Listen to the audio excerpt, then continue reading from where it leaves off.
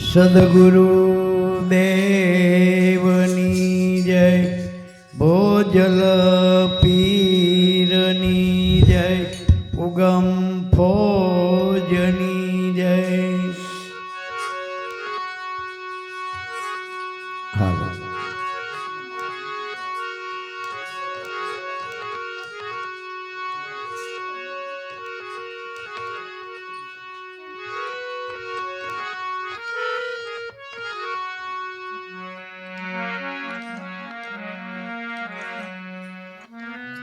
ભક્તિ ભક્ત ભગવંત ગુરુ ચતુર નામ વપુ એક.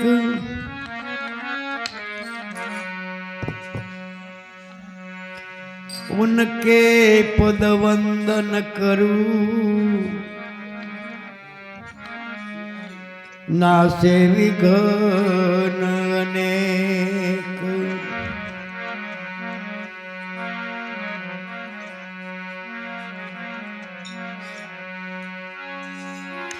भक्ति करे पाताल में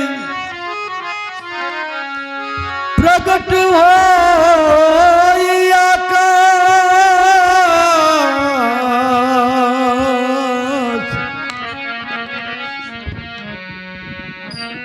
दाबी दुबी ना रहे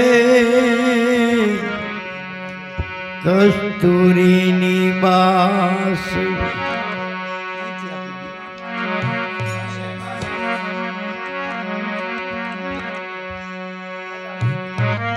गुरु बिना उगे नहीं भक्ति मुक्ति को मूल.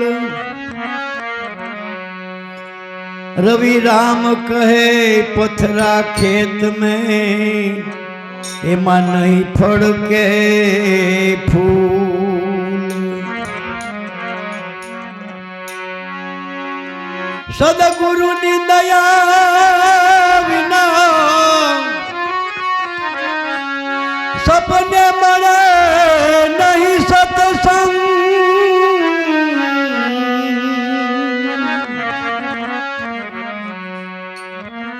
कृपा होय जो गुरुदेवनी तो चढ़े भक्ति नो रंग.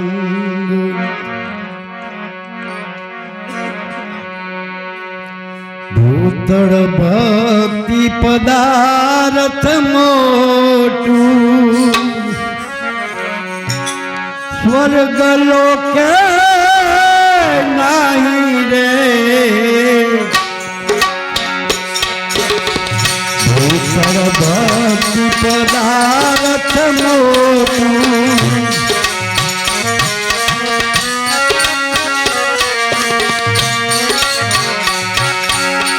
स्वर्ग लोक नहीं रे.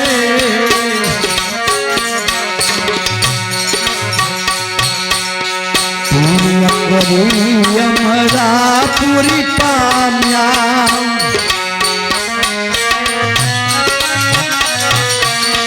पुण्य करी हमारा पूरी पाम्या. हमके 84 माई रे.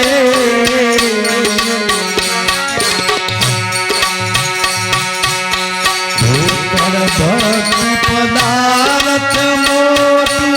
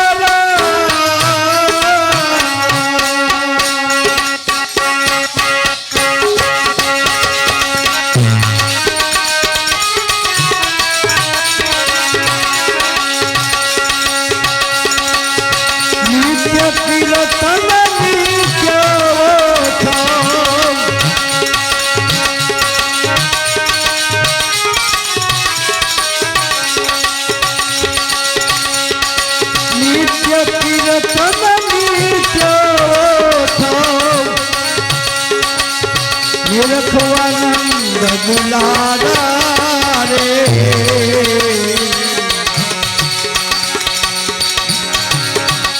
નિરખવાનંદ દુલારા રે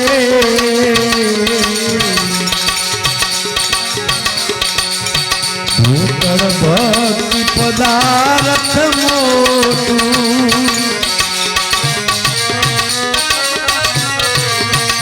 સ્વર્ગ લોકે નહીં રે પુણ્ય કરી અમરા પૂરી પામ્યા અંતે તો રાશી માહી રે ભૂતળ ભક્તિ પદાર્થ મોટું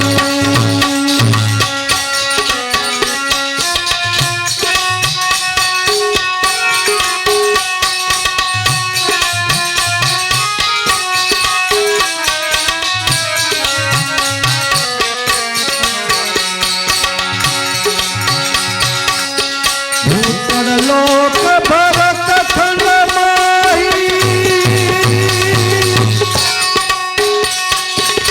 જેને હરિ ગુણ ગાયા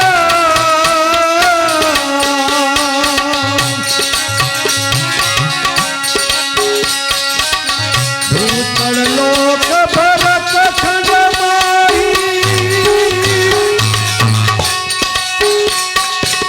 જેને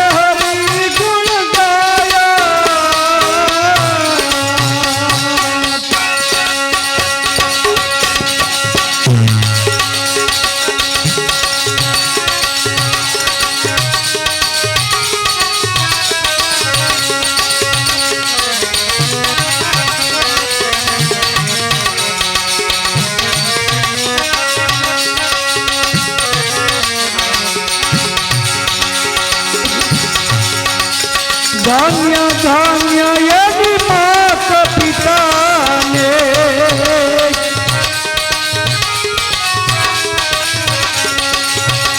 धान्य धान्य यदि मात पिता ने सफल करी काया रे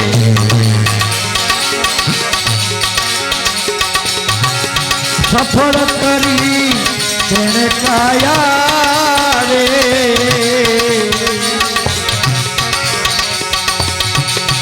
ભૂતળ ભક્તિ પદાર્થ મોટું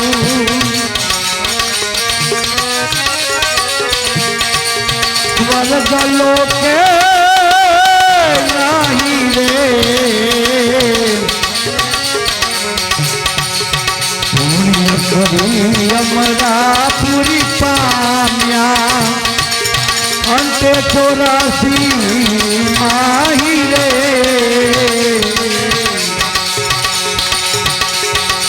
ભૂતળ ભક્તિ પદાર્થ મોટું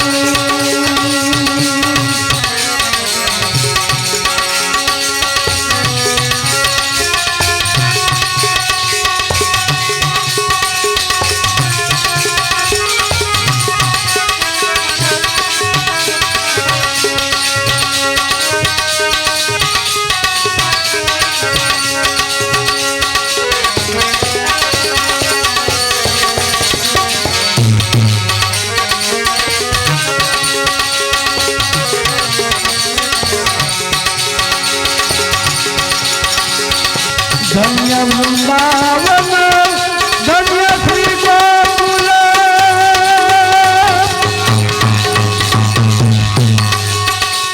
ધન્ય શ્રી વ્રજવાસી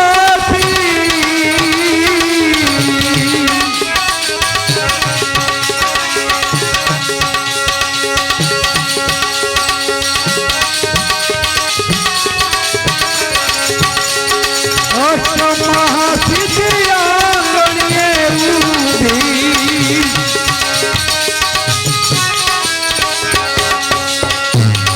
મુક્તિ છે એની દાસી રે મુક્તિ છે એની દાસી રે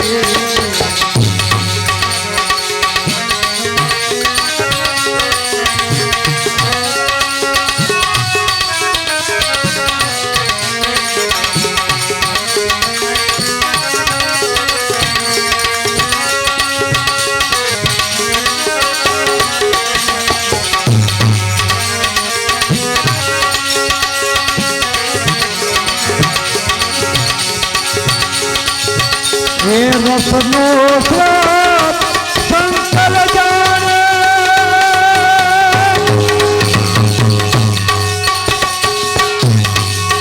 કાક જાણે સુખ જોગી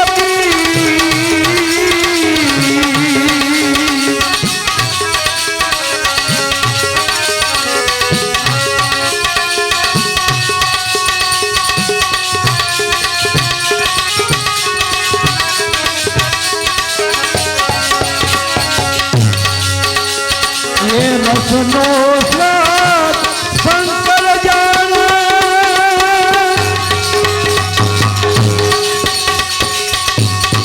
કાક જાણે સુખ જોગી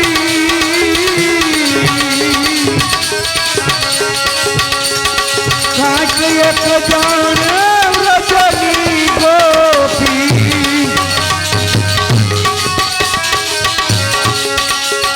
કાક એક જાણે વ્રજની ગોપી ભણે નરસૈયો ભોગી રે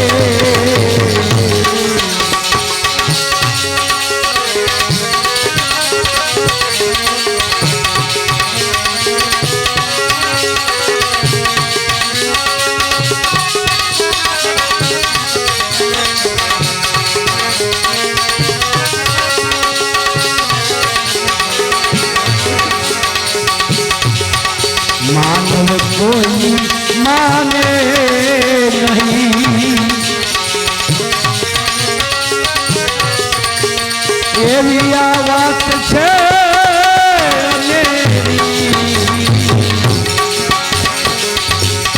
હોય ગુરુ ગમાજે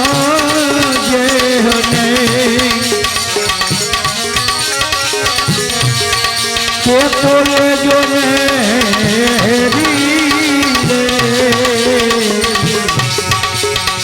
તે તો જોજો ને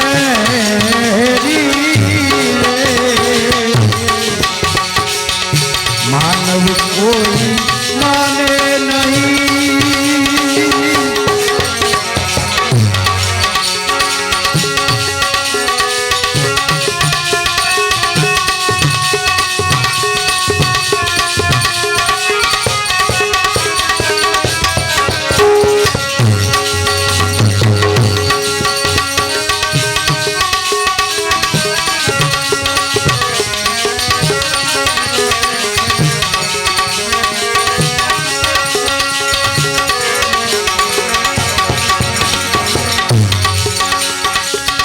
જળ વિના સિંધુ અગાધ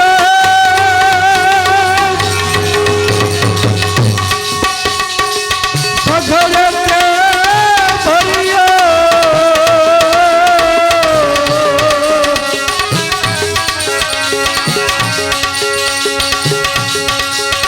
જળ પવન મોજા વિના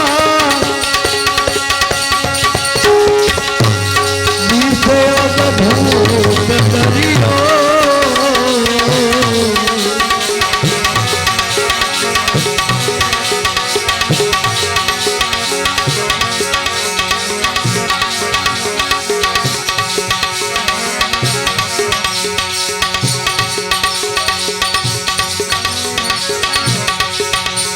માનવ કોઈ માને નહીં એવી આ વાત છે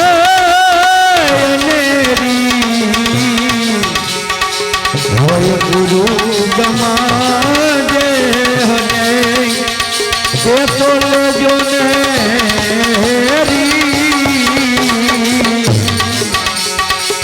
માનવ કોઈ માને નહીં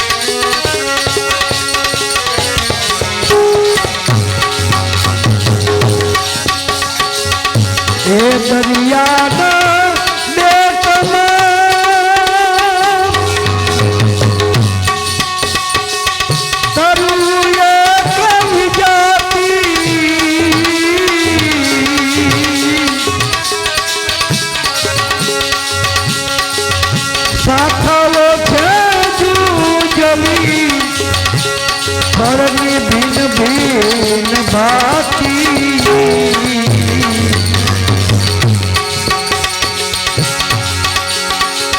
ફળની ભિન્ન ભિન્ન ભાતિ માનવ કોઈ માને નહીં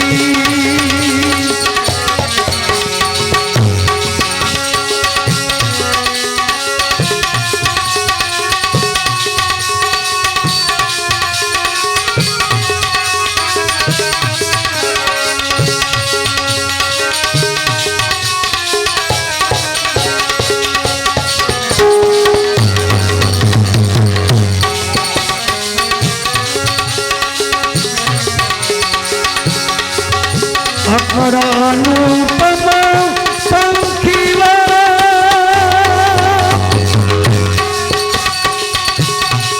કર કરું પરમારા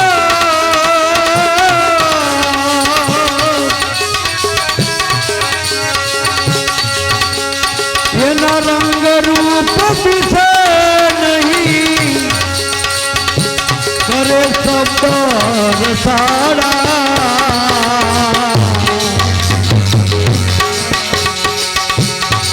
માનવ કોઈ માને નહીં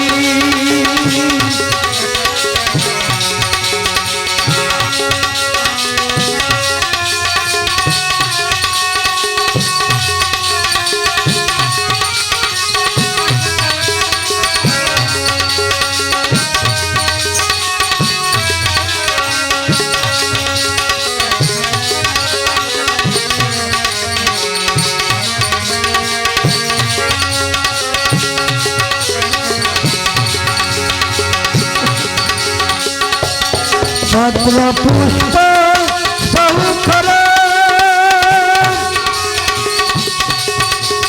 નખર કરું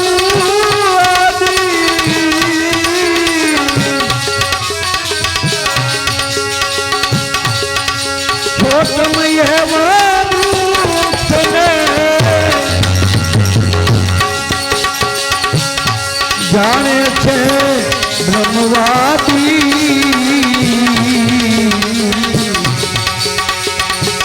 માનવ કોઈ માને નહીં એવી આ વાત છે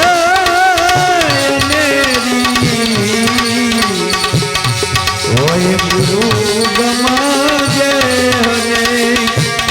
તે તો લેજો ને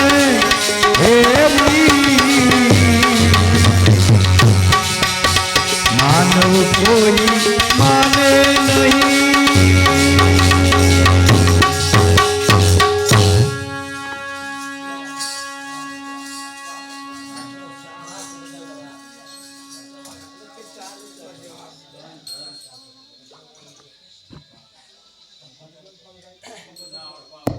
ચા લેતા હો ફટાફટ બાપા માટે.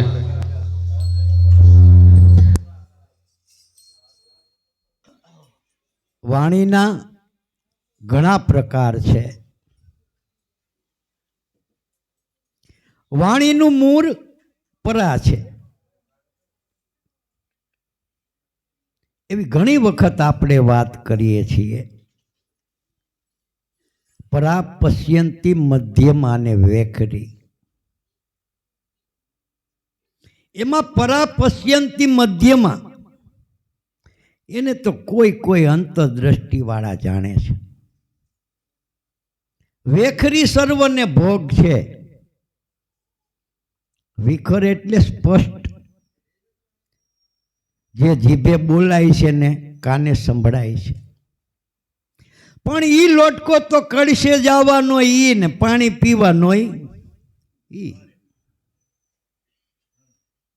એમાં તો સત અને અસત બંને છે. રસોડામાંથી અવાજ આવે છે પ્રોફેસર સાહેબનો?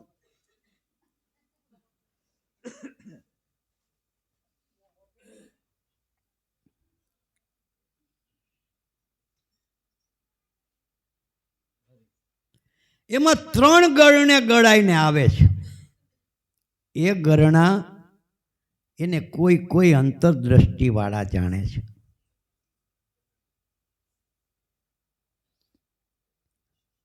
વેખરી વાણી થયા પછી સંતોએ ભક્તોએ પાછા એના 4 ભાગ કર્યા છે. કોઈ જીવ મુખવાણી છે, કોઈ શિવ મુખવાણી છે, કોઈ બ્રહ્મ મુખવાણી છે, કોઈ ગુરુ મુખવાણી છે. એટલે એ ચારેયમાં અમુક શિરગુણ વાણી છે, અમુક નિર્ગુણ વાણી છે.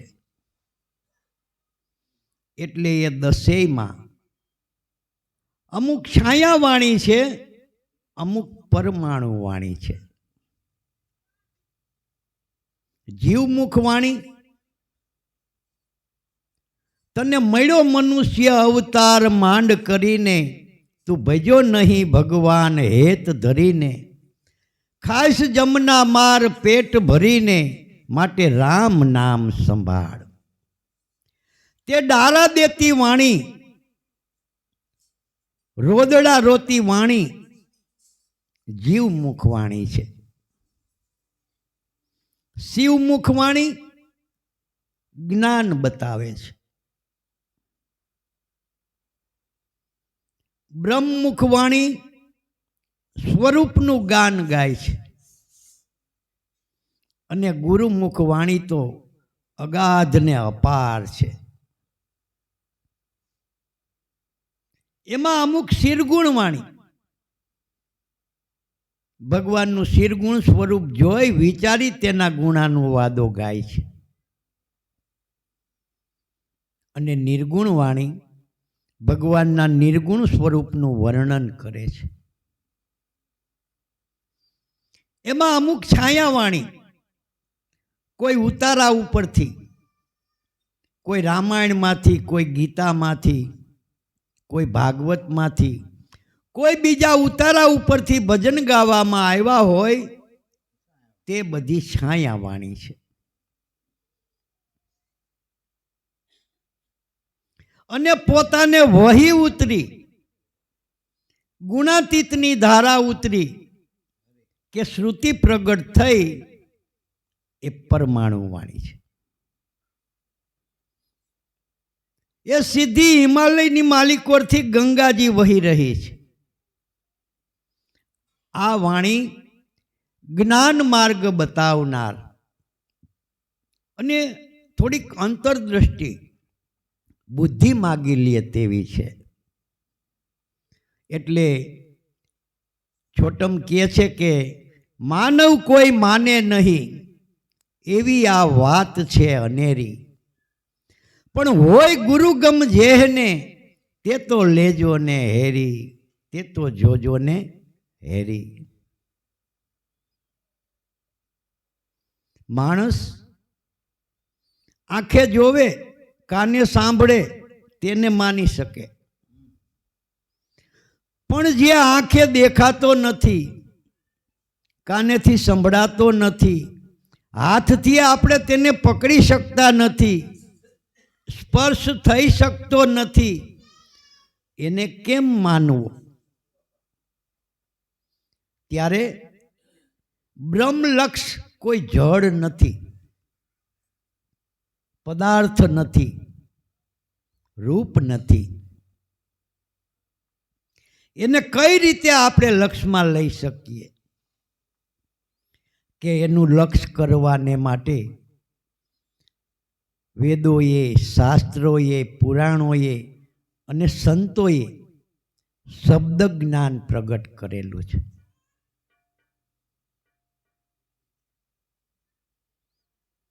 વેદ જે ઓમકાર બ્રહ્મ લક્ષ છે, એકાક્ષર બ્રહ્મ છે એમ કીધું. પણ ભાઈઓ,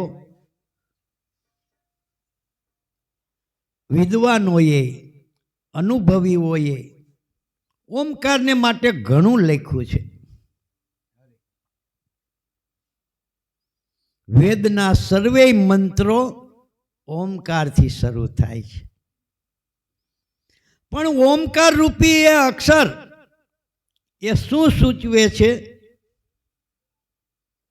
સંતો એમ કહે છે કે ઓમકાર એટલે ત્રિગુણાત્મક જગત અને જગતના આધારરૂપ અર્ધમાત્રા. નજીક આવી જઈને આપણે ઓમકારને જો સમજીએ તો આત્મા સહિત આ દેહ એ બંને મળીને આખો ઓમકાર છે. એ ઓમકારની માલિકોર એ તગડો લખાયો છે ને, એ તગડો સ્થૂળ, સૂક્ષ્મ અને કારણ દેહ છે. સ્થૂળ દેહ ક્યાં છે? આકાશમાં, પાતાળમાં. તમે બેઠા ઈ પોતે આ સ્થૂળ દેહ. એમાં સૂક્ષ્મ દેહ મન કારણ છે. સ્થૂળ દેહ ઇન્દ્રિયોનો વ્યવહાર જાગ્રત અવસ્થા છે. એને સૌ કોઈ જાણે છે. એમ મન કારણ સૂક્ષ્મ દેહને પણ મનુષ્ય જરૂર અનુભવી શકે છે. જેનાથી મોહ થાય છે, પ્રેમ થાય છે, તૃષ્ણા થાય છે, કૂડ ઉગે છે, કપટ, પ્રપંચ, સુખ દુઃખ, હાનિ લાભ, આવા બધા જે ભાવો થાય છે એ સૂક્ષ્મ દેહના જ તત્વો છે. એને પણ આપણે અનુભવી શકીએ છીએ. પણ સ્થૂળ અને સૂક્ષ્મ બંનેને ધારણ કરી રહેલ કારણ દેહ છે. બંનેના કારણરૂપ કોણ છે? એને તમારા ઘટમાં જોવો તો પ્રાણાત્મા પોતે બંનેના કારણરૂપ છે. ઈ છે તો આ સ્થૂળ અને સૂક્ષ્મ બંને કાર્યો થઈ રહેલા છે. એ ત્રણ. સ્થૂળ દેહ તેની જાગ્રત અવસ્થા, સૂક્ષ્મ દેહ તેની સ્વપ્ન અવસ્થા અને કારણ દેહ તેની સુષુપ્તિ અવસ્થા. સ્થૂળ, સૂક્ષ્મ અને કારણ ત્રણ દેહ. જાગ્રત, સ્વપ્ન, સુષુપ્તિ ત્રણ અવસ્થા. રજોગુણ, તમોગુણ, સત્વગુણ ત્રણ ગુણ. ઉત્પત્તિ સ્થિતિને લઈ અકાર, ઉકાર ને મકાર ત્રણ માત્રા. વિષવ, તેજસ ને પ્રાજ્ઞિક. આ જે ત્રિગુણાત્મક સ્થૂળ બન્યું છે ઈ આ તગડો છે. એ તગડામાં વચમાં મીંડું વળ્યું, એમાંથી એક દાંડલી નીકળી. એ દાંડલી તે સુરતા છે. એના ઉપર અર્ધચંદ્રકાર બીજ મૂકવામાં આવી છે, તે અર્ધમાત્રા છે. એના ઉપર બિંદુ મૂકવામાં આવ્યું છે, એ શૂન છે. શૂન બિંદુ મૂકવામાં આવ્યું છે એ શૂન છે. અલખ અને ખલક સર્વ જેમાં સમાઈ જાય એ ઓમકાર છે.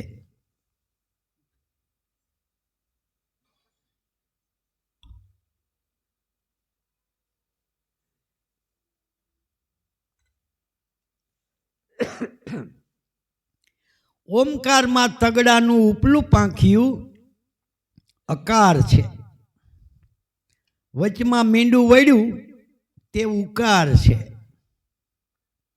અને નીચલું પાંખિયું મકાર છે. અ, ઉ અને મ. એ અ, ઉ, મની સંધિ થઈ ગઈ. ઓમકાર તરીકે તેનો ઉચ્ચાર થાય છે. પણ અર્ધમાત્રા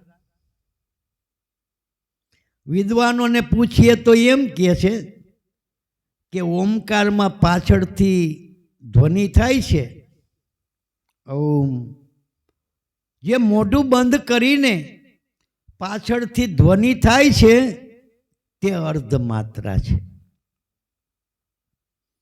પણ ચંડી પાઠમાં માર્કંડે ઋષિએ લખ્યું છે કે અર્ધ માત્રા સ્થિરા નિત્યા યાની ચાર્યા વિશેષતઃ ત્વમેવ સંધ્યા સાવિત્રી ત્વમ દેવી જનની પરા. અર્ધ માત્રા સ્થિર છે, નિત્ય છે, વિશેષે કરીને જેનો ઉચ્ચાર થઈ શકતો નથી. યાની ચાર્યા વિશેષતઃ ત્વમેવ સંધ્યા સાવિત્રી ત્વમ દેવી જનની પરા. આ સંધ્યા દિવસ અને રાત્રિની સંધ્યા, રાત્રિ અને દિવસની સંધ્યા, એમ જીવ અને શિવની સંધ્યા, જીવ અને બ્રહ્મની સંધ્યા, ગુરુ અને શિષ્યની સંધ્યા એ અર્ધ માત્રાથી જ થાય છે. અર્ધ માત્રાને ટચ કરતું પાંખિયું ઉકારમાંથી નીકળ્યું, મીંડામાંથી. અકાર ઉકાર ને મકાર, ત્યાં સુધી વેદમાં વાણીમાં કોઈ કોઈ પુસ્તકમાં એ ઓમકારનું વર્ણન થયું છે. પણ સ્થૂળ દેહની અકાર માત્રા શા માટે, સૂક્ષ્મ દેહની ઉકાર માત્રા શા માટે અને કારણ દેહની મકાર માત્રા શા માટે? એ અ ઉ મ એ જે માત્રા કહી એ કલ્પના છે, અનુમાન છે કે યથાર્થ છે? યથાર્થ હોય તો અકારનો અર્થ શું, ઉકારનો અર્થ શું, મકારનો અર્થ શું એ ક્યાંય લખેલું નથી. એની સમજણ ક્યાંય દેખાતી નથી. અકાર માત્રા કઈ છે કે તમને તમારા સ્વરૂપનું નિત્ય ભાન છે, તમારાથી અજાણ નથી. બલકે એમ કહીએ તો ચાલે, તમારાથી જુદું નથી. એની અજાણ ક્યાંથી હોય? ગમની અગમ થઈ ગઈ.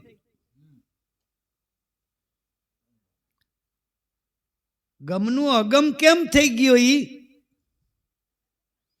કે સ્થૂળ દેહની અકાર માત્રા મોઢાગર પડી છે. એને જે તત્વની ગમ છે, તમને તમારા તત્વ સ્વરૂપની એનું અગમ કરી નાખ્યું. દેહાધ્યાસે કરીને આ અંધારું થયું છે. હવે તો કોઈ સમર્થ સંત સદગુરુ મળી જાય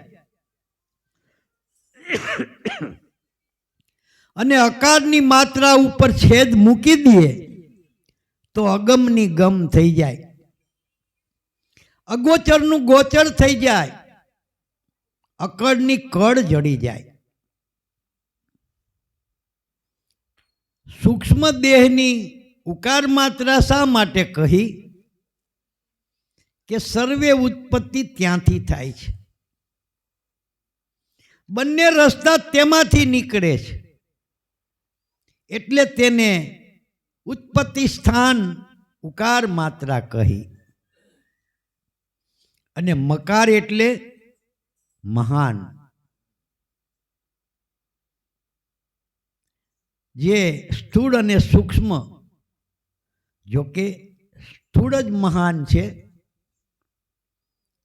સૂર્ય ચંદ્ર તારાગણો અનંત અપાર, આકાશ પાતાળ પૃથ્વી, અનંત બ્રહ્માંડો, અગાધ જીવજંતુ, વનસ્પતિઓ, પહાડો, નદીઓ, અપરંપાર, જેનું પાર ન આવે એવું એ સ્થૂળ છે. અને એ સ્થૂળને વીંટાઈને રહેલ સૂક્ષ્મ એના કરતા અનંત ગણું મોટું છે. પણ સ્થૂળ અને સૂક્ષ્મ બંનેને ધારણ કરી રહેલ મહાકારણ છે. સ્થૂળ સૂક્ષ્મ કારણ, એ કારણ તત્વ એ બંને કરતા અતિ ઘણું મોટું છે. એ મહાન છે. એટલે મકાર માત્રા કહી. ત્યાં મ એટલે નહીં એવો અર્થ પણ થાય છે. મકાર માત્રામાં સ્થૂળ અને સૂક્ષ્મ બંને સમાઈ જાય, એનો લય થઈ જાય કારણમાં. એમ કરીને આ ઓમકારનો તગડો લખાયો છે. અર્ધમાત્રા એને તો કોક વિરલાઓ ગુરુગમ દ્રષ્ટિથી જાણે છે. વાણી જેનો ઉચ્ચાર કરી શકતી નથી, જે પ્રણવ રૂપે મૂળાધારથી માંડીને બ્રહ્મરંધ્ર સુધી જેનો એક તાર લાગી રહેલો છે. એટલે કહે છે કે માનવ કોઈ માને નહીં એવી આ વાત છે અનેરી. પણ હોય ગુરુગમ જેહને તે તો લેજો ને હેરી. જેને ગુરુગમ છે તે હેરી જોજો, એટલે નિરખીને જોજો. કારણ કે ગુરુગમ તો ઓમકાર ઉપર સોહમ પદ છે, અને સોહમ પદ ઉપર આદિ નારાયણ ભૂમા ભગવાન ઓહંકારનું અડગ દાંડું છે. એણે સોહમ સિદ્ધિ પામી ઓમકારની માલિકો દ્રષ્ટિ રાખેલી છે. હોય ગુરુગમ જેહને તે તો લેજો ને હેરી. માનવ કોઈ માને નહીં એવી આ વાત છે અનેરી. જળ વિના સિંધુ અગાધ હે સઘળે તે ભરિયો. જળ પવન મોજા વિના દિશે ઈ અદ્ભુત દરિયો. અગાધ જળ, જેમ આપણે શાયરમાં મધ્યમાં ગયા હોય, ક્યાંય કિનારો દેખાતો નથી, ત્યારે ફક્ત શું દેખાય છે? જળ, જળ ને જળ જ. ઉપર આકાશ, નીચે જળ. એમ ચેતન દ્રષ્ટિ થતા એમાં ધુબકો મારી દેતા ચેતન રૂપી શાયર સબરસ ભર્યો છે. જળ વિના સિંધુ અગાધ હે, કોઈ પણ દ્રવ્ય વિના.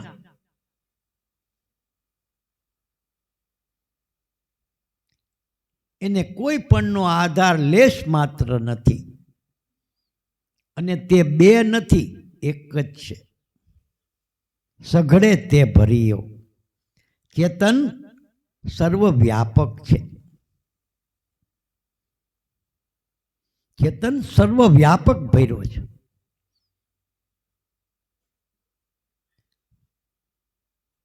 પણ જળ પવન મોજા વિના દિશે ઈ અદ્ભુત દરિયો. દેહ નથી, ઇન્દ્રિયો નથી, મન નથી, પવન નથી, જળ નથી, મોજા નથી, છતાં એ દિશે છે અદ્ભુત દરિયો. એ ચેતન અદ્ભુત સ્વરૂપે વ્યાપી રહ્યો છે. તમને ગોરા પીરાની આણ સુડલા સત બોલો, સત બોલો. એમાં કે બિના મેઘ વરસાદ વરસો, એમાં દાદર કરે છે કિલોલ. બિના મુખ માય કોયલ બોલે, મધુરા બોલે છે મોર. સુડલા સત બોલો, તમને ગોરા પીરાણી આણ સુડલા સત બોલો. બિના મેઘ વરસાદ વરસો દાદર કરે છે કિલોલ. એમ ચેતનરૂપી શાયર સબરસ ભર્યો છે. તેમાં જીવ માત્ર કિલોલ કરી રહ્યા છે. એના થકી જ અખંડ આનંદ વરસે છે.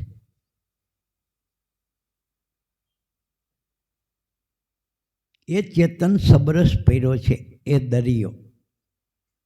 એ દરિયાના બેટમાં તરુ એક વિજાતી. દરિયાનું બેટ કયું? આ પૃથ્વી. ચેતન રૂપી દરિયાની માલિકોર બેટ છે. એ બેટમાં તરુ એક વિજાતી. આ બે એક વૃક્ષ છે. ચેતન દરિયાની માલિકોર વિજાતી છે. જે દરિયાની વાત કરી તે ચેતન છે, સબરસ ભર્યો છે. દેહ છે તે જળ છે. એટલે સજાતી એ સજાતી નથી, વિજાતી છે.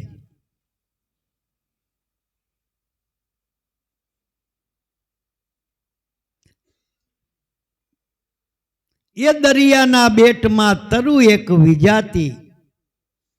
શાખાઓ છે જુજવી પણ ફળની ભિન્ન ભિન્ન ભાતી. કર્મ પ્રમાણે તેની શાખાઓ કેટલીય છે. ઇન્દ્રિયોના વ્યવહારો પણ તેની ડાળ શાખા ઘણી છે. અને દરેક શાખાએ તેના ફળ જુદા જુદા છે. ફળની ભિન્ન ભિન્ન ભાતી. જેવું કર્મ એવું ફળ. જેટલી શાખાઓ એટલા ફળ. એ ઝાડની માલિકોર છે. એ દરિયાના બેટમાં તરુ એક વિજાતી. શાખાઓ છે જુજવી પણ ફળની ભિન્ન ભિન્ન ભાતી.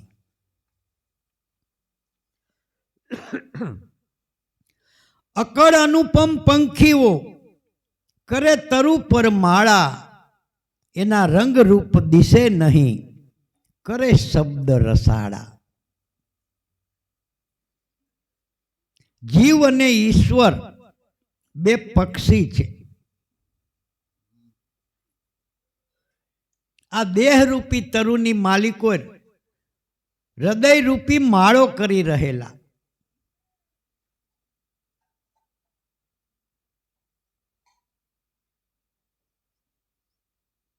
એના રંગ રૂપ દિશે નહીં, કરે શબ્દ રસાળા.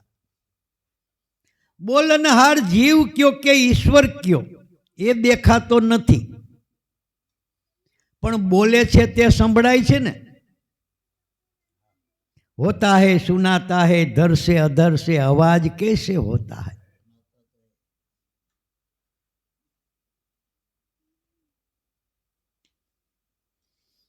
આપણે ઘણી વખત સત્સંગ કરીએ છીએ કે ચેતન સ્વરૂપ પરમાત્મા સોળે કળાએ સંપૂર્ણ જ્યાં બિરાજે છે ત્યાં શબ્દ ટંકશાળ પડી રહી છે. શબ્દ અવાજ મારા નાથ સિવાય કોઈ કરી શકતું નથી. એનું મોટામાં મોટું એંધાણ છે. મનુષ્ય દેહમાં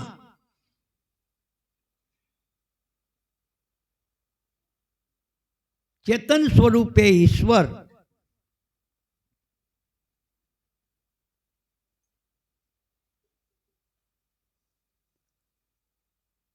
આ મોટામાં મોટું પ્રગટ પ્રમાણ છે જે શબ્દનાદ કરી શકે છે.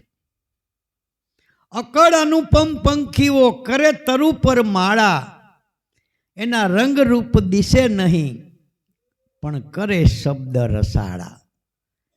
એના રંગ રૂપ દેખાતા નથી, પણ બોલે છે તે સંભળાય છે.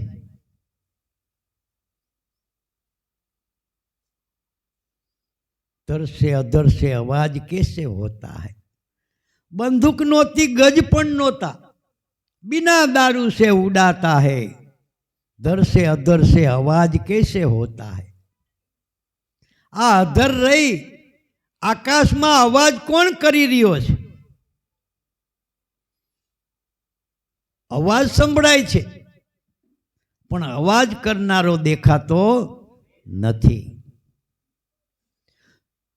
कौन भरता है कौन उड़ाता है। आ बंदूक ने भरे छे कोण ने फोड़े छे कोण। एने देहना आधारनी जरूर नहीं, देहने एना आधारनी जरूर छे। बंदूक नोती गज पण नोता, बिना दारू से उड़ाता है। धर से अधर से आवाज कैसे होता है। कौन नर भरता कौन उड़ाता है, कहाँ निशान ठहराता है।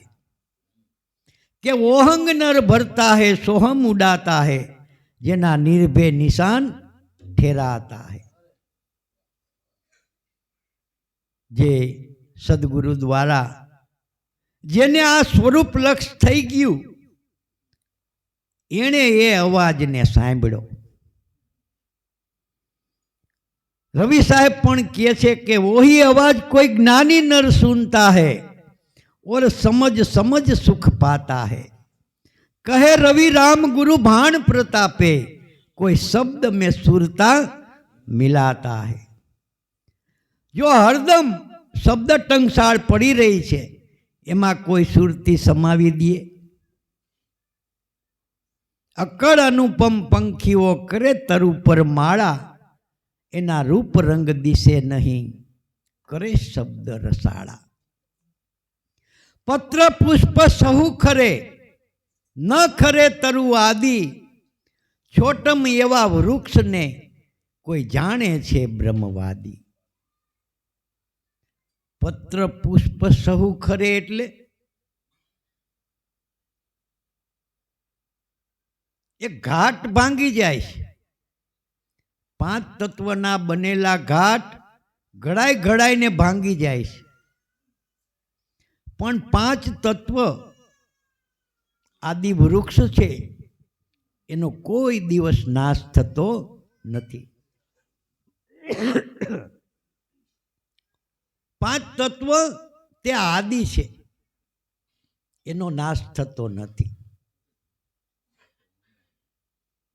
अने आदि नारायण चेतन स्वरूपे रहेल ते अनादि छे, एनो तो नाश होय ज क्यांथी। पत्र पुष्प सहु करे, एना जे बनेला घाट छे ए भांगी जाय छे। 5 तत्व क्यांय जाता नथी। गडुलो फूटी गयो, शेमाथी बन्यो हतो? माटीमाथी, माटीमां समाई गयो। एटले पृथ्वीने तो खोट गई ज नथी। जेमांथी उत्पन्न थाय तेमां ज जईने समाय छे।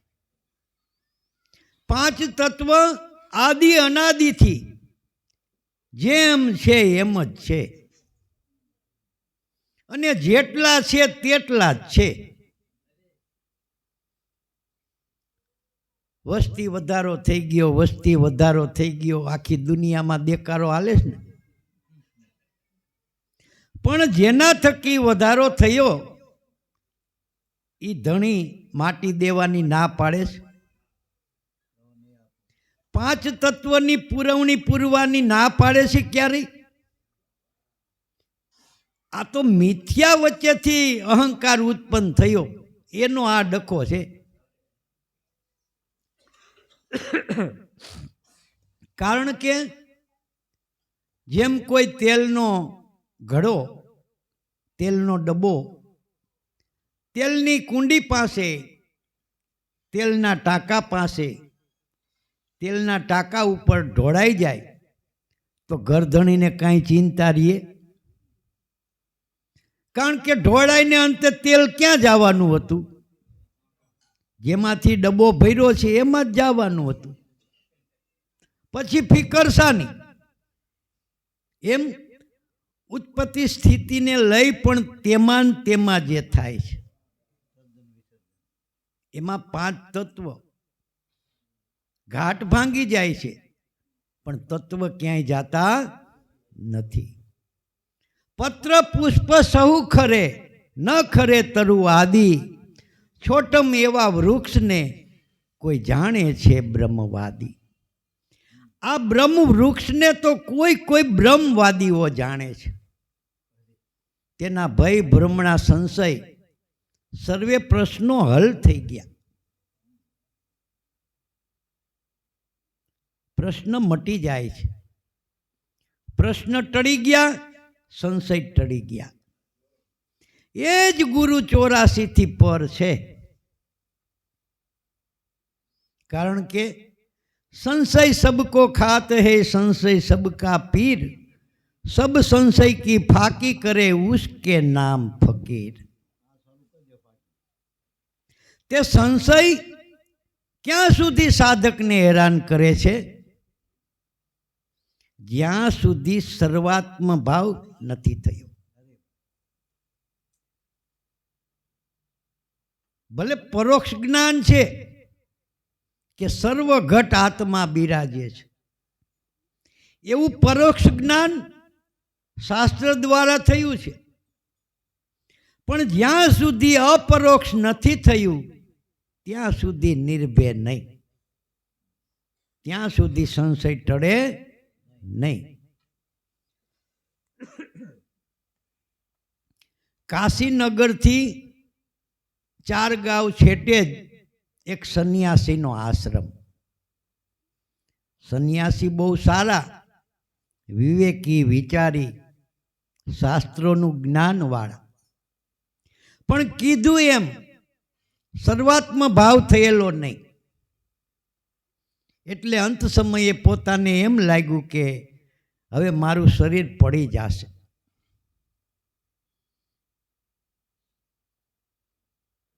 એટલે એવો ભાવ કર્યો.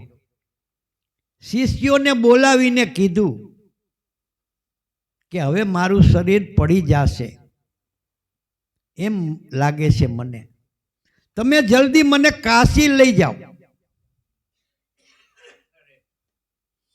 કાશીમાં મૃત્યુ થાય તો એનો મોક્ષ થાય એવી માન્યતા છે. જોકે સમજણ અનેરી છે. ઘટકાશીમાં જેનું મૃત્યુ થયું મોક્ષ એનો થાય છે. નકર તો આખી જિંદગી ઊંધે માથે હાલીને કાશી એ ન વહી જાય. આપણા બધા કર રહી જાય, નો બારવટું કરી શકીએ, નો કાંઈ કમાણી કરી શકીએ, નો કોઈની સામે બાંધી શકીએ, પછી કાશીએ જ વયા જાય. ત્યાં સદાવત ઘણા છે, ત્યાં મરી જાય તો મોક્ષ મળી જાય.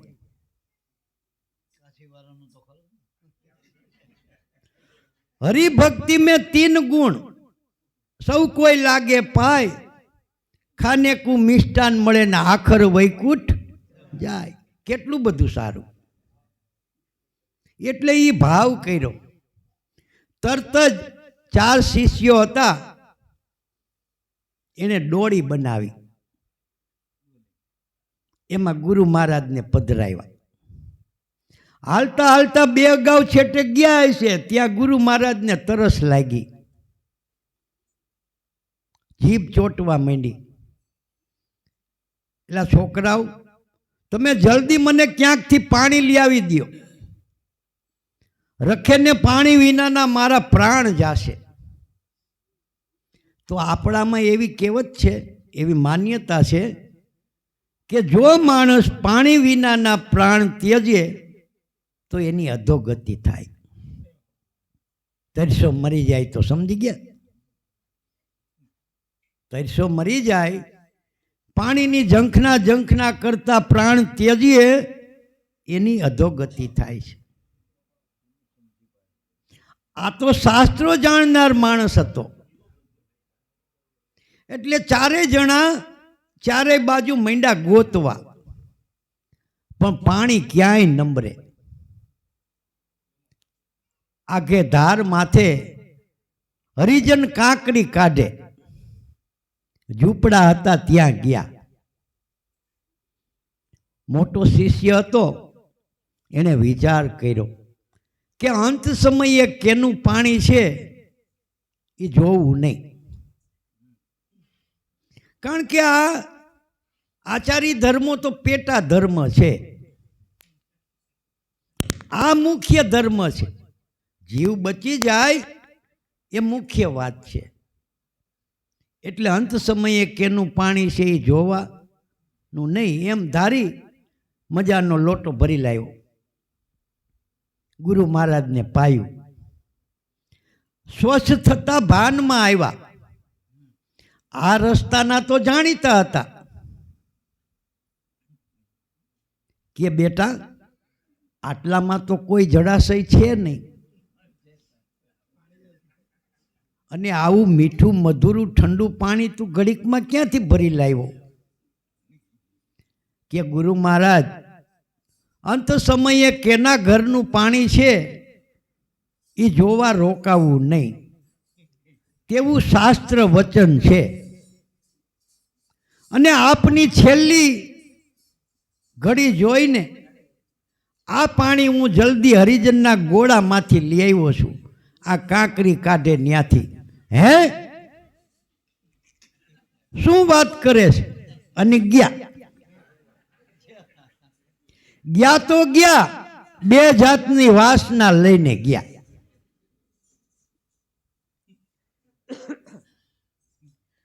યયમ વાપી સમરણ ભાવમ ત્યજતી અંતે ક્લેવરમ તમ તમેમ સમાત્મતી નાન્યથા શ્રુતિ શાસનમ. શ્રુતિનું વાક્ય છે કે અંત સમયે જેવા જેવા ક્લેવરને છોડે છે જન્માંતરમાં તેવા જન્મને પામે છે. એટલે બે વાત રહી. હાય હાય મેં હરિજનનું પાણી પીધું, છેલ્લે મને અભડાયું. બીજું એ કે મારે કાશીનગરમાં મરવું હતું. અને ત્રીજું આ સમજણ ભાવ રહ્યો. હાય હાય અંત સમયે મને આ કલ્પના થઈ, નક્કી મારો અવતાર હરિજનને ત્યાં થશે, પણ મારું આ જ્ઞાન ન જાય તો સારું. એ ત્રણ વિકલ્પની સાથે શરીર છોડ્યું અને ત્રણેય વિકલ્પ એના સિદ્ધ થયા.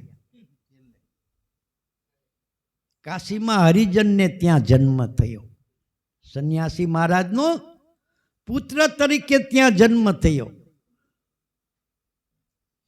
પણ પૂર્વના ભજનને હિસાબે અંતરદ્રષ્ટિને લઈને એ ભાન રહી ગઈ કે હું ફલાણો સંન્યાસી છું. આ રીતે મારું મૃત્યુ થતા અહીંયા મારો જન્મ થયો છે.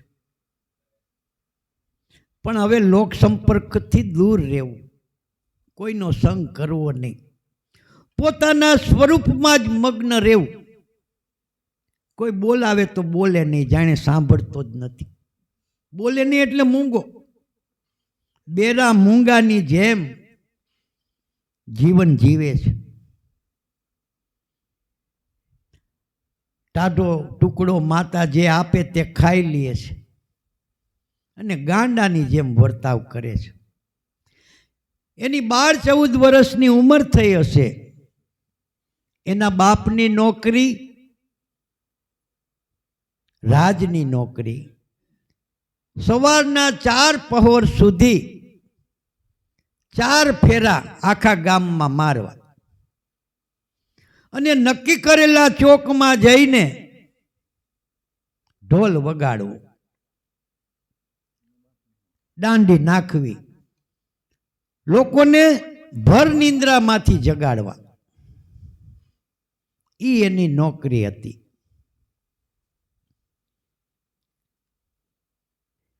એમાં ઓચિંતાનું બહાર ગામ જવાની જરૂરિયાત થઈ. બહુ જરૂરિયાત હોય તો ગામત્રે જાય, નહીતર જાય નહીં. હવે બીજું કોઈ મળ્યું નહીં.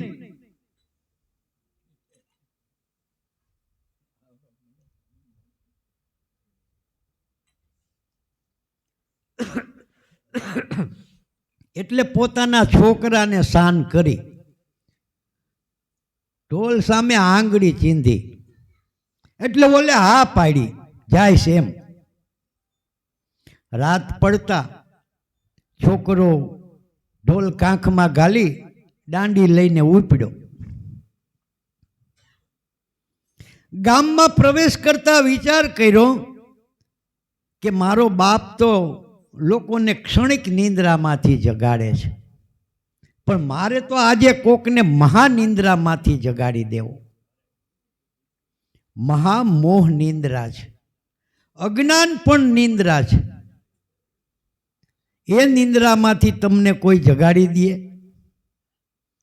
ચોકમાં જઈને તાણીથી ઢોલ ટીપો એટલે માણસ જાગી જાય. પહેલા પોરે પહેલું વેદ વાક્ય ઉચ્ચાર કર્યો, આશાયામ મધ્યતે લોક કરુણા કરી બધ્યતે આયુક્ષયમ ન જાનાતી તસ્મા જાગ્રહી જાગ્રહી.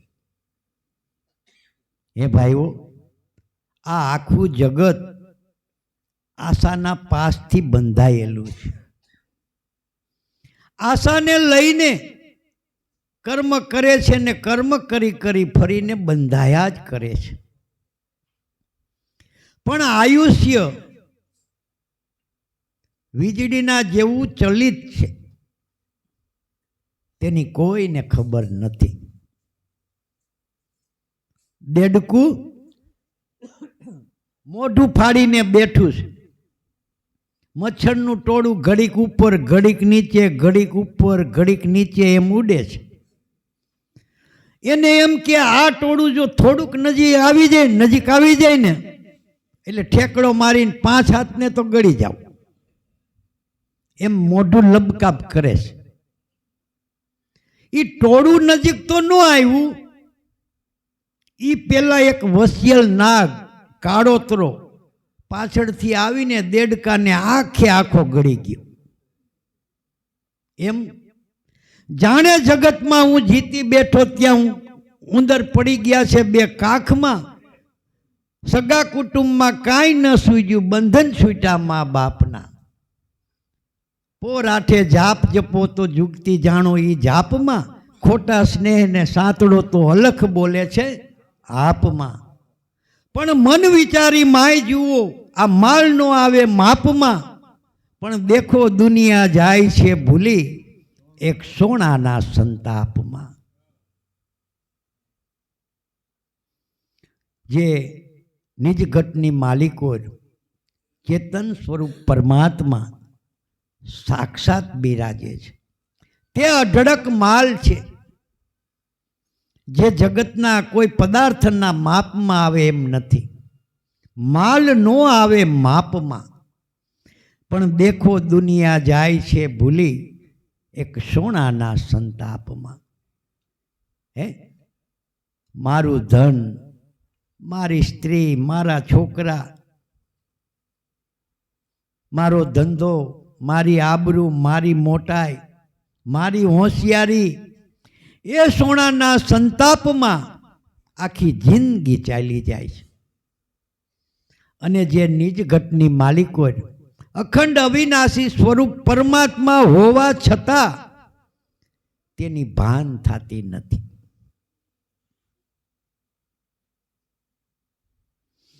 આશાયામ મધ્યતે લોક,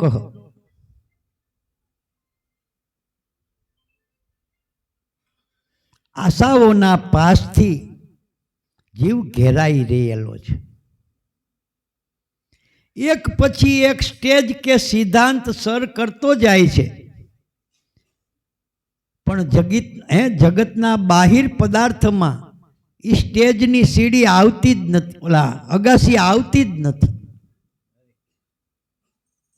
જો અગાસી આવી જાય તો સીડી પૂરી થઈ રહી ને, પછી પગથિયા ચડવાના રહેતા નથી, પણ પગથિયા જ છે.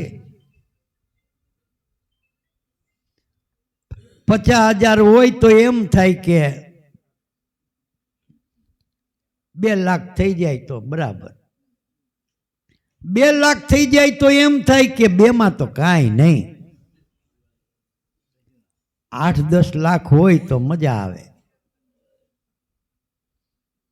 8-10 લાખ થઈ જાય તો એમ થાય કે 8-10 લાખ તો અટાણે સામાન્ય, પણ કાંઈક 50-60 લાખ કે 1 કરોડ જેવું થઈ જાય તો ઠીક કહેવાય, એમ તો મજા આવે.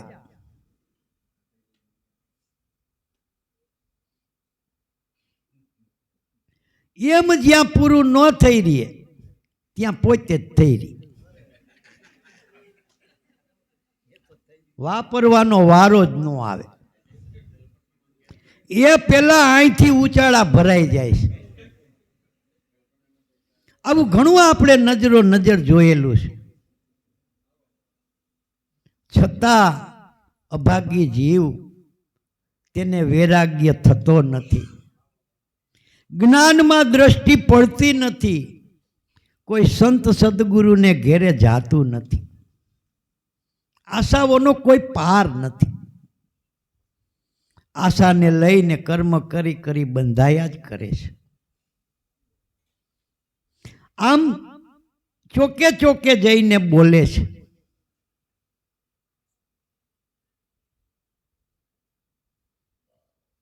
એવી જ રીતે રાજાના કઠોળા નીચે એટલે મેલની પાસે જઈને પેલા તાણીથી ઢોલ ટીપો. રાજા જાગી ગયા. માળો, આ કોઈ જુવાનિયો આવ્યો લાગે છે. આપણો ઈ નોકરિયાત છે, ઈવડો ઈ તો નથી. ત્યાં ઢોલ બંધ કરીને આ વેદ વાક્ય ઉચ્ચાર્યું કે આશાયામ મધ્યતે લોકઃ કર્મા કરી બધ્યતે આયુક્ષયમ ન જાનાતી તસ્મા જાગ્રહી જાગ્રહી. રાજા વિચારમાં પડી ગયા. આ હરિજન દાંડી નાખનાર, એના મુખમાં આ વેદ વાક્ય ક્યાંથી? એનું ચિંતન કર્યું. ચિંતન કરતા રાજા જાગે છે. ત્યાં બીજો પહોર થયો. બીજા પહોરની માલિકો પણ ચોકમાં જઈને પેલા તાણીથી દોલની દાંડી નાખી અને બીજું સૂત્ર પોકાર્યું, શ્લોક બોલ્યા કે જન્મ દુઃખમ જરા દુઃખમ જાયા દુઃખમ પુનઃ પુનઃ અંતકાળે તો મહાદુઃખમ. તસ્મા જાગ્રહી જાગ્રહી. જન્મનું મહાન દુઃખ છે. જઠરાગ્નિમાં જુગતે રાખ્યો 9 માસ નિર્ધાર, સ્તુતિ કરી અલબેલાની બહાર ધર્યો અવતાર મોહયો માયામાં. અતિ દુર્ગંધ અશ્લીલ મળમૂત્રનો ખાડો, એની માલિકો ઊંધે માથે રહીને માતા જે રસ પાન કરે છે, ખાટો ખારો તીખો, એનું પાન કરે છે. એની માલિકો રહેલા નરકના કીડાઓ ચટકા ભરે છે. ત્યારે ગર્ભસ્તુતિ જીવ કરે છે કે હે નાથ, હે દીનબંધુ, હે દયાળુ, આમાંથી મારી મુક્તિ કરો. હું કદી પણ તમારું નામ ભૂલીશ નહીં. તમારા નામ સિવાય, ભક્તિ સિવાય હું કાંઈ કરીશ નહીં. એવો કોલ વચન દઈ બાહિર આવ્યો, પણ આવી આ મોહમાં ચિત્ત લગાયો. ધીક ધીક હરિકો ગુણ ન ગાયો, 2 વચનનું દાન ભજન બિન ન રહે પશુ સમાન. જન્મ દુઃખમ જરા દુઃખમ, વૃદ્ધાવસ્થાનું એવું દુઃખ છે કે બરકીને બોલાશે નહીં. બોલાવો હોય તો શાન કરે, પણ બોલાતું નથી. પછી હરિભજન કેમ ગવાશે? પછી કદાચ હરિભજન ગાવાનો ભાવ થશે તોય બોલાતું નથી, આંખે સૂઝતું નથી, કાને સંભળાતું નથી, પગે ચલાતું નથી. જે ખાય છે એની ઉલટી થઈ જાય છે, ઝાડા થઈ જાય છે. એવું ભયંકર ગઢપણનું દુઃખ છે. અંગ ગળી ગયું, માથું ધોળા વાળવાળું થઈ ગયું. અંગમ ગલિતમ પલિતમ મુંડમ, દસનમ વિહનમ જાતમ તુંડમ. વૃદ્ધાવસ્થાનું દુઃખ છે એવું જ જન્મનું દુઃખ છે. આંખે સૂઝતું નથી, કાને સંભળાતું નથી, વાળ ખરી ગયા, મૂંડો થઈ ગયો, લાકડીના ટેકા વિના ઊભું થવાતું નથી. છતાં અભાગી જીવ આ સ્થિતિએ તૃષ્ણા છૂટતી નથી. નથી ભોગવાય એમ, નથી સ્પર્શાય એમ, નથી જોવાય એમ, નથી ખવાય એમ. છતાં તૃષ્ણા એવી ને એવી જુવાન છે, જેવી 20 વર્ષની હતી એવી ને એવી. જન્મ દુઃખમ જરા દુઃખમ, આંખે સૂઝતું નથી, કાને સંભળાતું નથી, લાકડીના ટેકા વિના ઊભું થવાતું નથી. છતાં જીવ નજરે જોવે છે ને ભોગવે છે, છતાં જીવને વૈરાગ્ય થતો નથી. ભગવાનનું નામ યાદ આવતું નથી. એમાંથી છૂટવાને માટે સ્મરણ કે ભજન સિવાય બીજા કેટલાય ઉપચારો રચે છે, પણ આ જે અફર ઉપચાર છે એમાં ધ્યાન પડતું નથી. જન્મ દુઃખમ જરા દુઃખમ, પુનરૂપી મરણ જનનમ પૂર્ણરૂપી મરણમ, પુનરૂપી જનની જઠરે જઈને સૈનમ. ય સંસારી ખલ દુષ્કારી, કૃપયા ત્રાહી ત્રાહી મોરારી. ભજ ગોવિંદમ ભજ ગોવિંદમ ભજ મૂઢ મતે. હે મૂઢ મતી, ભગવાનનું ભજન કરી લે. આ સિવાય આ જગતમાં, આ જન્મમાં, આ ફેરામાં સાર્થકતા બીજી એકેય નથી. અંતકાળે તો મહાદુઃખમ, લાખો વીછીની વેદના થાશે. 49 વાયુની જડી ચડી જશે. જે 999 નદીઓના નીર સવડા ચાલે છે તે બધાય અવળા ચાલવા માંડશે. એકેય નાડીઓ ઉપર કબજો નહીં રહે, બોલવાની કે સાંભળવાની. કારણ કે ઇન્દ્રિયો રૂપી ઝાડના મૂળિયા તડોતડ તૂટવા માંડશે. પછી કોણ બેલી, કોણ હાથ ઝાલશે? કારણ કે કોઈ ઠેકાણું કર્યું નથી, ક્યાંય લાગવગ કરી નથી, ક્યાંય ઉતારો કર્યો નથી, કોઈનાથી સંદેશો મેળવ્યો નથી.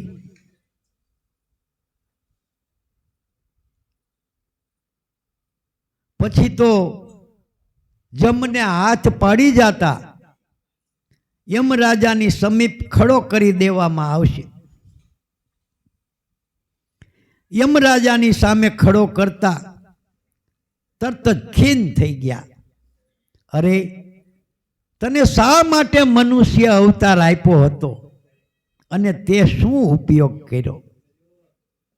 જાવ જાવ એમ લોકો આને રો રો નર્કમાં નાખી દો. 84 લાખ યોની ભમતા જીવને 4 યુગ લાગે છે. માટે આ મનુષ્ય અવતારની એક પલ પણ નકામી જવા દીધા વિના ભજન કરી લેવું એ ઉત્તમ છે. નહીતર વેલેથી વછૂટું પાંદડું પાછું વેલે નહીં સંધાય. પણ અત્યારે કાયા વેલીને પવન પાંદડું ઉડાડો તો આકાશે ઉડી જાય. તૂટા પછી સાંજ સો ભળે એમ ભવે ભેળું નહીં થાય.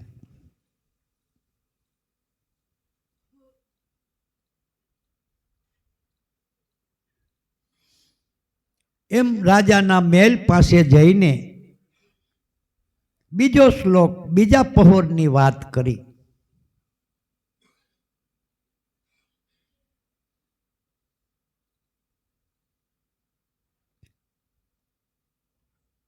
અરે વાહ રે વાહ, આ પણ વેદ વાક્ય સાચી વાત છે. જન્મનું અતિ દુઃખ છે, જરા અવસ્થાનું પણ અતિ દુઃખ છે. જાયા દુઃખમ પુનઃ પુનઃ. ગર્ભાશયનું દુઃખ જીવ વારે વારે ભોગવી રહ્યો છે. પણ ભગવાનનું ભજન કરીને એ દુઃખમાંથી મુક્ત થતો નથી. રાજાએ એનું ચિંતન કર્યું ને જાગે છે. ત્યાં ત્રીજો પહોર થયો. ત્રીજા પહોરમાં પણ ચોકમાં જઈને તાણીથી ઢોલની દાંડી નાખી અને કહે છે કે ભાઈઓ, કામ ક્રોધો લોભ મોહ દેહ તિસ્તંતિ તસ્કરા એ જ્ઞાન રત્ન પહાત તસ્મા જાગ્રહી જાગ્રહી.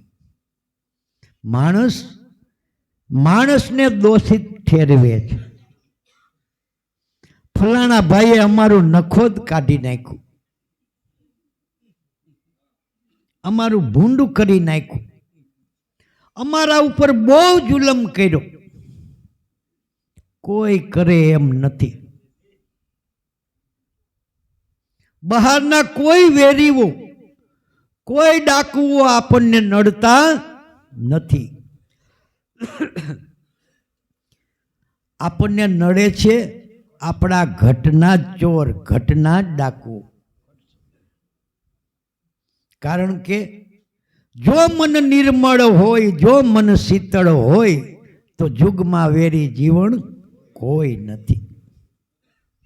આ ઘટના ચોર બધાય સમી ગયા તો બહારનો કોઈ ચોર આપણને ચોરી કરવા આવે એમ નથી. કોઈ બારવટીઓ આપણને હેરાન કરે એમ નથી. આપણને જે હેરાન કરે છે તે આપણા ઘટના ચોર છે. કામ ક્રોધો લોભ મોહ દેહ તિસ્તંતિ તસ્કરા. કામ, ક્રોધ, લોભ અને મોહ એ 4 ભયંકર ચોર, 4 ભયંકર ચોર આપણા આસમાનમાં છુપાઈ રહેલા છે. એ શું ચોરી જાય છે?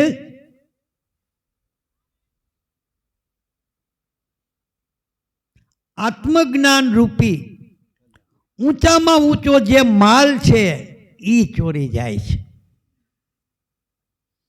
આ જ્ઞાન કોઈની પાસેથી સાંભળવાની જરૂર નથી, વાંચવાની જરૂર નથી. આ જ્ઞાન તમારા આત્માનું પોતાનું છે.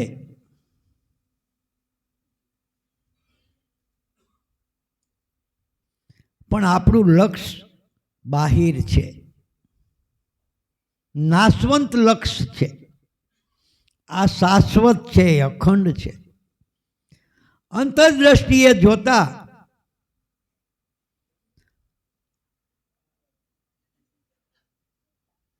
આ અખંડને અવિચળ આત્મા ભાસે છે ઘટમાં. નહીં તો જિંદગી આખી જન્માંતરો સુધી એ ઘટના જે ચોર છે ખટરીપુ એટલે શત્રુઓ સાથે ને સાથે ફરે છે.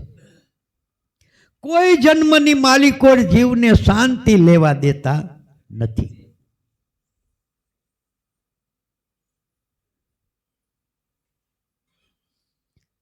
કામ ક્રોધો લોભ મોહો દેહ તિસ્તંતી તસ્કરા ઈ આ ઘટમાં ભરાઈ રહેલા છે. એ શું લઈ જાય છે? જ્ઞાન રત્ન પ્રાહાત તસ્મા જાગરહી જાગરી. એ જ્ઞાનરૂપી રત્નો ચોરી જાય છે. માટે કોઈ જાગો, કોઈ જાગો. જાગ્રત નગરીને ચોર ન લૂટે, જખ મારેગા જમદૂતા. જ્યાં જાગે છે ત્યાં ચોર આવતા નથી. કોઈ ચોરે આવીને બારીએથી ડોકું કાઢ્યું, ઘરધણી જાગતો,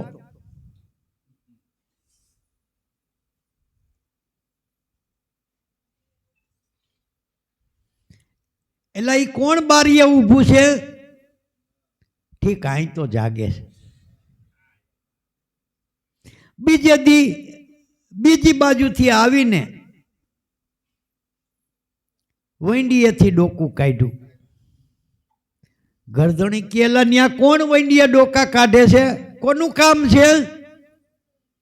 ન્યાથી ભાગ્યો. ત્રીજી બાજુથી આવીને ડેલીએ તિરાડમાંથી જોવે છે. ઓલો ઘરધણી કે ન્યા ડેલીએ કોણ ઊભું છે? ઉઘાડું. ઓલો ચોર કે અહીં ક્યારે આવું જ નહીં. આ તો કાયમ જાગે, નકામો ધક્કો થાય છે. એના કરતા કેટલાય શહેર સૂના પડ્યા છે. આખા કેળા ગળી જાય તોય કોઈ ના પાડતું નથી. જાગ્રત નગરીને ચોર ન લૂઠે, જખ મારેગા જમદૂતા. જ્યાં જાગે છે ત્યાં ચોર આવતા નથી. ઘોર નિંદ્રાની માલિકો સૂતા છે ત્યાં એ ચોરનું કામ થઈ જાય છે. કામ ક્રોધ લોભ અને મોહ એ ઘટમાં ભરાઈ રહેલા છે.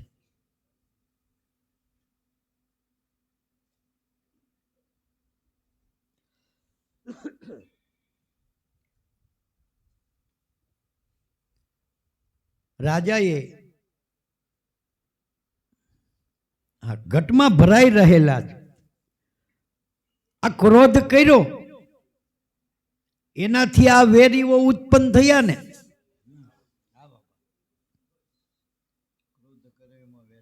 મોહ થયો એનાથી આ બથ ભરી પેઠો. મોહ થયો એનાથી બંધન થયું. બહારથી કોઈએ આવીને મને દુઃખ આપ્યું નથી, હેરાન કર્યો નથી. માટે આ ઘટના જે ચોર જેનાથી ભાગે એવી સાધના કરવી જોઈએ. જાગ્રત નગરીને ચોર ન લૂટે, જખ મારેગા જમદૂતા. નામ ભજન બિન નહીં નિસ્તારા, એમાં જાગ જાગ મન ક્યું સૂતા. એ જાગ્રત નગરીને ચોર ન લૂટે.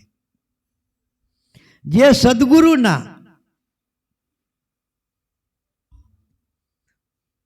સદગુરુના સમાગમમાં કાયમને માટે રહેલા છે ત્યાં ચોર આવતા નથી. એ જાગ્રત નગરી છે. ચોથા પોરે ઢોલ ટીપતો ટીપતો આ ચોથું વાક્ય બોલે છે કે ઐશ્વર્ય સ્વપ્ન શંકાસમ યૌવન. કોને ઉતાવળ છે?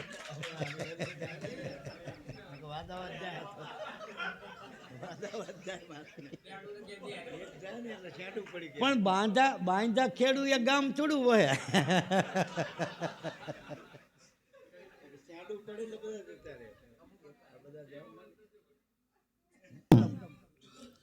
યૌવનમ કુસુમ મહપમ ક્ષણિકમ ચલમાયુષ્યમ તસ્મા જાગ્રહી જાગ્રહી. હે ભાઈઓ, ઐશ્વર્ય માત્ર સ્વપ્ન સમાન છે. ધન સંપત્તિ માલ મિલકત મોટરું બંગલા બગીચા એ બધું સ્વપ્નવત છે. કદાચ આપણને સપનાની માલિકો અઢળક ખજાનો પ્રાપ્ત થઈ ગયો,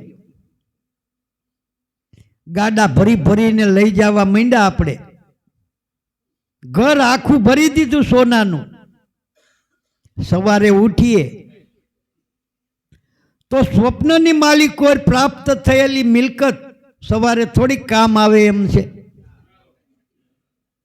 એ તો અભિભીત ભોગો, દેખવાનું છે. પણ સ્વપ્નમાં માથું કપાઈ ગયું એ જેમ જથારત નથી, એમ સ્વપ્નમાં રાજા બની ગયો હોય તોય યથાર્થ નથી. પણ જાગ્રત સ્વપ્ન સર્વથી પર, જે અંતરદ્રષ્ટિથી બોલે છે, આત્મદ્રષ્ટિથી બોલે છે, એનો પડછંદો આખા જગતમાં પડે છે. એક મજૂરણ બાઈ બિચારીને ગાભો એક જ, આખો દિવસ મજૂરી કરીને થાકી ગયેલી, તૂટલ ખાટલી, વાણ તૂટી ગયેલું, ફાકોરા પડી ગયેલા, એમાં માથું નાખીને સૂઈ ગઈ. ઘસ ઘસાટ ઊંઘ આવી ગઈ. એમાં પાછલી રાતે ઠંડી લાગી એટલે ગાભો નીચેથી લઈને માથે નાખ્યો. એમાં ઊંઘમાં ને ઊંઘમાં પડખું ફરતા ફરતા માથું વાણમાં ઘરી ગયું, ગોદડું માથે. હાથ ફેરવીએ તો એમ થાય કે માથું નથી આમાં. એમાં એને સ્વપ્ન આવ્યું, દોડો દોડો કોક માથું કાપી ગયા. તે ઘરના પાડોશી દોડીને આવ્યા, માંડ્યા હાથ ફેરવવા, માથું નંબરે. એટલે કેમ ના ગયા, કેમ ના ગયા, પકડો પકડો જલ્દી. એમાં એક જણાને સૂઝ પડી કે બાઈ તારું માથું કાપી ગયા, તું બોલે છે ક્યાંથી થઈ?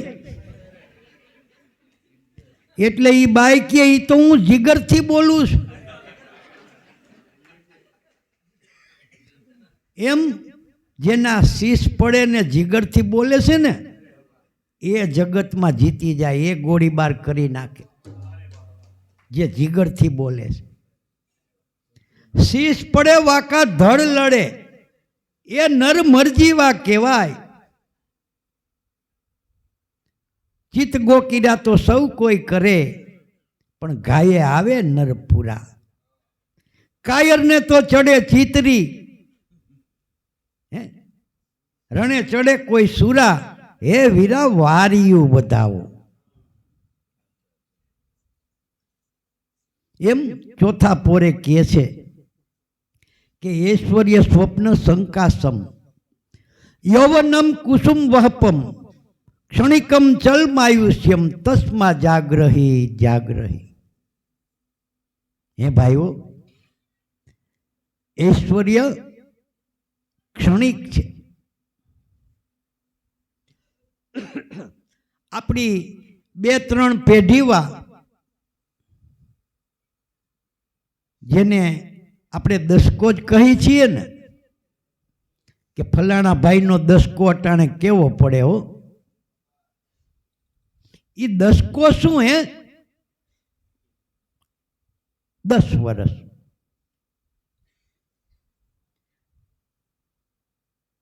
જે ધન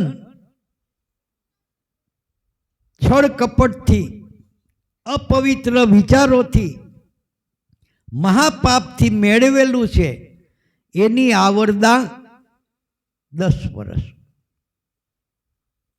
જેને આપણે દસકો કહી છીએ. પણ તેમાંથી સદવ્યય 10મા ભાગનો થાય તો ઘણી પેઢી 7 પેઢીથી એ જ સ્થિતિમાં ચાલી આવતી હોય છે.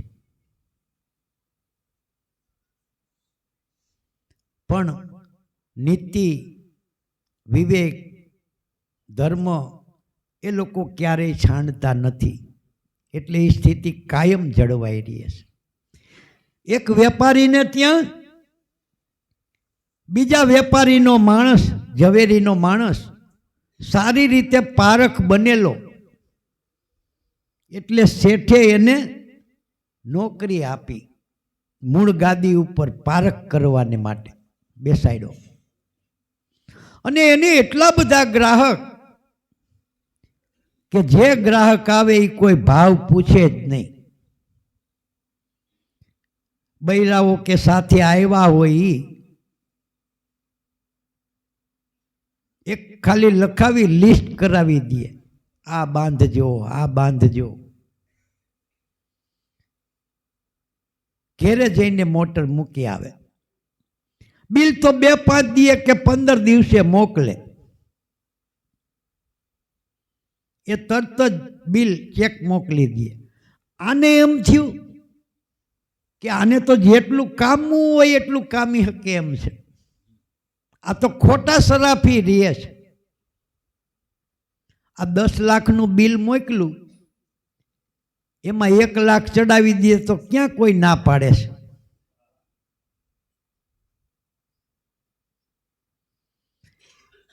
એટલે પોતે વાલો થવા 15 દી પછી શરૂઆત કરી દીધી. 10 લાખ હોય ત્યાં 12 લાખ, 50 લાખ હોય ત્યાં 60 લાખ. એવા 1-2 કિસ્સા કરીને શેઠને એક દિવસે બતાવ્યું કે જુઓ મેં આટલી કમાણી કરી. આહાહા, તે તો ગજબ કર્યો, તું તો મારી પેઢીના મૂળિયા કાઢી નાખીશ.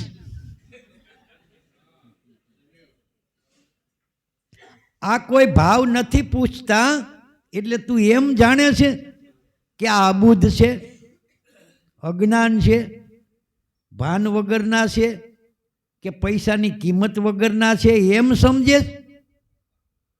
ભાવ નથી પૂછતા કેને લઈને કે આ પેઢીએ ભાવ વિરુદ્ધ એક પૈસો પણ લેવાતો નથી. એવી અમારી આ પેઢી પર્યંત શાખા છે. એ સ્થિતિને અમે જાળવી છે, એટલે આ પેઢી ચાલે છે. આ તે જે 50 લાખ મને હરામના કામીને દીધા એ તું લઈ જા. કાલથી મારે ત્યાં નોકરી ઉપર આવતો નહીં. મારે તારા જેવા માણસની જરૂર નથી. મારે તો જે ધર્મ ને નીતિને સાચવે એવા માણસની જરૂર છે. ખરેખર રજા દઈ દીધી. એણે આ રીતે કામીને જે પૈસા આપ્યા હતા એ પણ તેને દઈ દીધા. એની પેઢી પર્યંત સાવકારી મળતી નથી. ઐશ્વર્ય સ્વપ્ન શંકાસમ, ઐશ્વર્ય સ્વપ્ન સમાન છે. યૌવનમ કુસુમ વપમ, આ યૌવન એક ફૂલેલ પુષ્પ જેવું. સાંજ પડતા એ પુષ્પ જેમ કરમાઈ જાય છે, એમ આ ગધા 25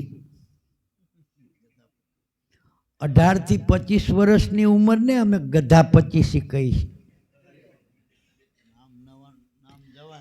એમાં જે જીવ પાટીએ ન આવ્યો એમાં જે જીવ પાટુએ ન આવ્યો એની જિંદગી જળહળતી થઈ જાય.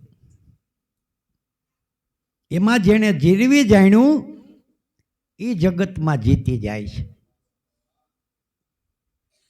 ઐશ્વર્ય સ્વપ્ન શંકાસમ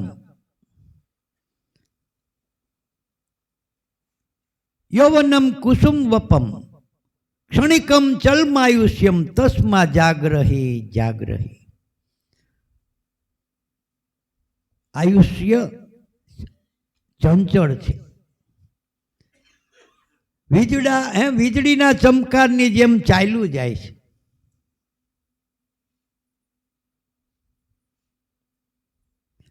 આપણે યાદ આવે એમ નાગોડિયા રખડતા હતા, એકડિયા બાલ મંદિરે જાતા હતા, બથોબથ રમતા હતા, દોડાદોડ કરતા હતા.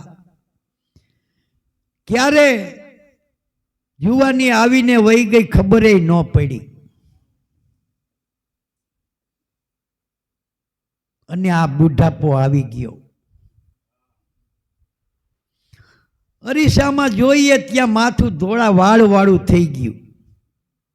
નોટિસની શરૂઆત થઈ ગઈ.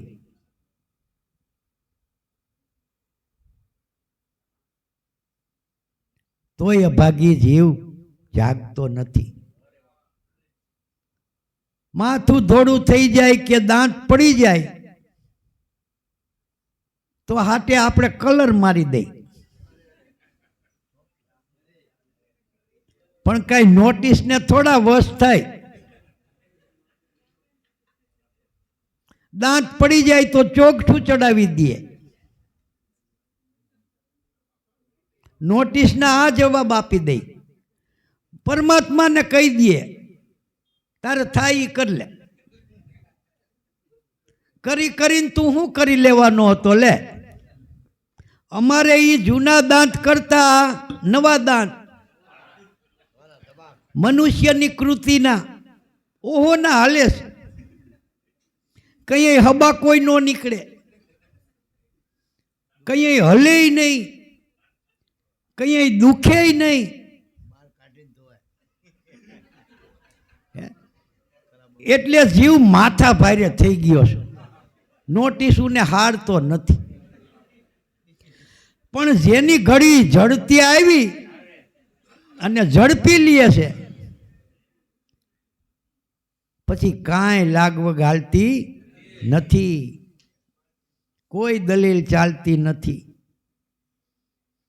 તરત જ હાથ કડી ઠોકી દે. હે પછી બુસ્કોટ પહેર્યો હોય તોય ભલે, ઉઘાડે ડીલે હોય તોય ભલે, સંડાસમાં ગયો હોય તોય ભલે, ભગવાનના મંદિર સામે હાથ જોડીને બેઠો હોય તોય ભલે, તરત જ બાંધી મુશ્કે ટાટ ઉપાડી જાય છે. એ સ્થિતિ આવે તે પહેલા પાણી પહેલા પાળ બાંધી લેવાનો. આ મનુષ્ય અવતારમાં સંત સમાગમ એ અવસર છે, એ ઉપાય છે. ક્ષણિકમ ચલમાયુષ્યમ. આયુષ્ય વીજળીના ચમકારની જેમ ક્ષણિક છે.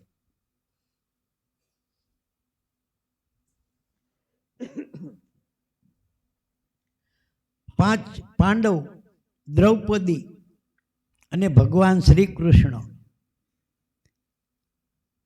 એ ઘરનું મંડળું બેઠું છે અને ભગવાન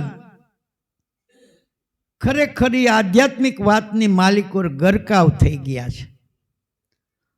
અણવતે બધા સાંભળે છે. એમાં ભિક્ષુક આવ્યો, બ્રાહ્મણ, સીધો લેવા માટે.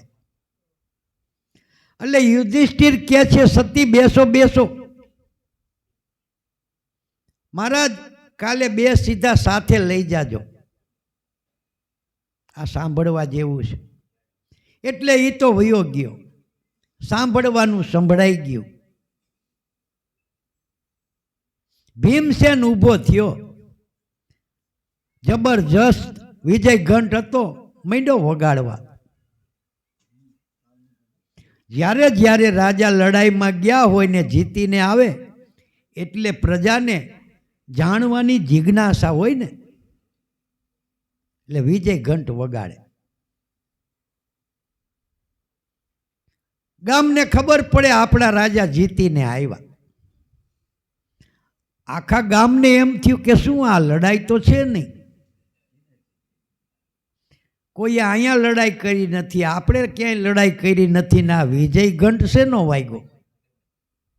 એટલે ભીમસેનને પૂછ્યું કે તમે આ વિજય ઘંટ કેમ વગાડો છો? કે ભાઈ કોઈ લૌકિક 2 ગામડા કે 5 ગામડા જીતા હોય એનોય વિજય ઘંટ વાગે, તો એમાં કઈ એની ઓલી છે? પણ યુધિષ્ઠિરે તો કાળને જીતો, એ કાળને જીતો એનો હું વિજય ઘંટ વગાડું છું. આ તો બહુ થોડો વગાડ્યો કહેવાય, આખો દી વગાડવો જોઈએ. એ કે કેમ? એ કે યુધિષ્ઠિરે ના કીધું મહારાજને કાલે લઈ જાજો સીધા. કાલની વાત કોણ કરી શકે? જેને કાળને જીતો છે એ કરી શકે. એટલે યુધિષ્ઠિરે કાળને જીતો છે.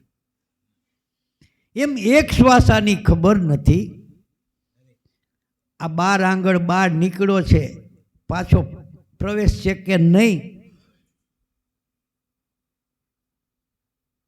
એની ખબર નથી.